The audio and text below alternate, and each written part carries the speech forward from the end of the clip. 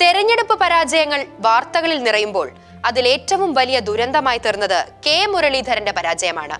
സ്വന്തം പാർട്ടിക്കാർക്കും എതിർ പാർട്ടിക്കാർക്കും ഒരേ സമയം അനഭിതനാക്കുക എന്ന വിചിത്രമായ ദുരന്തമാണ് കെ മുരളീധരനെ കാത്തുനിന്നത്. മുങ്ങുന്ന കപ്പലിൽ നിന്ന് നീന്തി രക്ഷപ്പെട്ട സ്വന്തം സഹോദരിയെങ്കിലും രക്ഷപ്പെട്ടു എന്നൊരാശ്വാസം മാത്രമേ ഈ സഹോദരന് ഇപ്പോഴുള്ളൂ.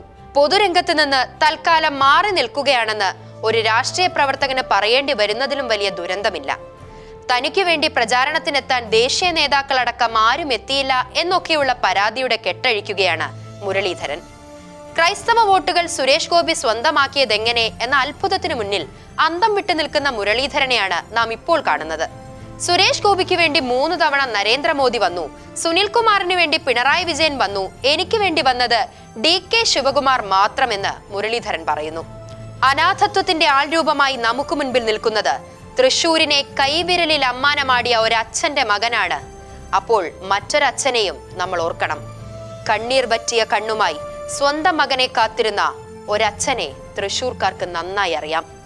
തീവ്ര രാഷ്ട്രീയത്തിൽ ആകൃഷ്ടനായി പോയി എന്നൊരു കുറ്റം മാത്രമേ ഈശ്വര വാര്യർ എന്ന അച്ഛന്റെ രാജൻ എന്ന മകൻ ചെയ്തുള്ളൂ. ഇരുട്ടിൽ ആരും കേൾക്കാതെ പോയ നിലവിളിയായി ആ ചെറുപ്പക്കാരൻ അവസാനിച്ചപ്പോൾ ആ അച്ഛൻ ഒഴുക്കിയ കണ്ണീരിന്റെ ശാപം ഒരു കുടുംബത്തെ പിന്തുടരുന്നതിന്റെ നേർക്കാഴ്ചയാണ് ഇപ്പോൾ മറ്റൊരു മകനായി നമുക്ക് മുൻപിൽ നിൽക്കുന്നത്. തന്നെ പരാജയപ്പെടുത്തിയവരാണ് ചേട്ടനെയും തോൽപ്പിച്ചത് എന്ന് സ്വന്തം പെങ്ങൾ പരസ്യമായി പറയുമ്പോൾ മുരളീധരന്റെ പരാജയം പൂർണ്ണമാവുകയാണ്. അച്ഛനെ പരാജയപ്പെടുത്തിയവരോടൊപ്പം പ്രവർത്തിക്കേണ്ടി വരുന്ന ചേട്ടനെ കുറിച്ചുള്ള വേദന ആ വാക്കുകളിലുണ്ട്.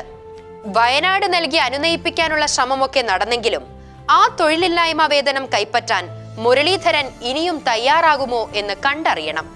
കൃത്യമായൊരു തീരുമാനം പോലും എടുക്കാനാകാതെ ജീവിക്കേണ്ടി വരുന്ന ദുരന്തമാണ് ഇപ്പോൾ കെ മുരളീധരൻ എന്ന രാഷ്ട്രീയക്കാരൻ അഭിമുഖീകരിക്കുന്നത്. അപ്പോഴും തോൽവികൾ ഏറ്റുവാങ്ങാൻ മുരളീധരന്റെ ജീവിതം ഇനിയും ബാക്കി.